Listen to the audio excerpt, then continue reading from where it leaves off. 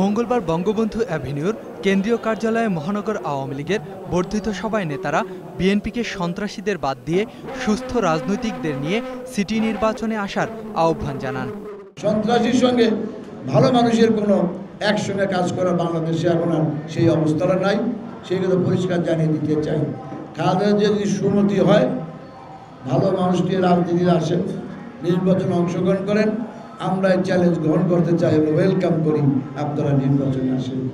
28 তারিখের পর মাননীয় সভানেত্রী আওয়ামী লীগের পক্ষ থেকে মেয়র এবং কাউন্সিলর সমর্থিত প্রার্থী যারা থাকবেন তার বাইরে কারো কোনো পোস্টার ব্যানার থাকুক আর না থাকুক, আমাদের কর্মী সমর্থকরা তার বাইরে কারো সাথে থাকবে।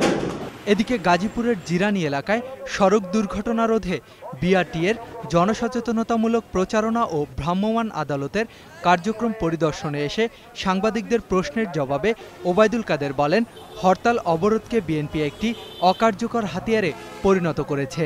হরতাল হচ্ছে আন্দোলনের, গণ আন্দোলনের চূড়ান্ত পর্যায়ের একটি কার্যকর হাতিয়ার। এই কার্যকর হাতিয়ারকে অতি ব্যবহারে, অপপ্রয়োগে বিএনপি একটা অকার্যকর ভোঁতা হাতিয়ারে পরিণত করেছে। এছাড়া বিএনপির হরতাল অবরোধের নামে ধ্বংসাত্মক কর্মকাণ্ডের প্রতিবাদে রাজধানীতে বিক্ষোভ সমাবেশ করেছে আওয়ামী স্বেচ্ছাসেবক লীগ। মাইনুল ইসলাম, 21 টেলিভিশন।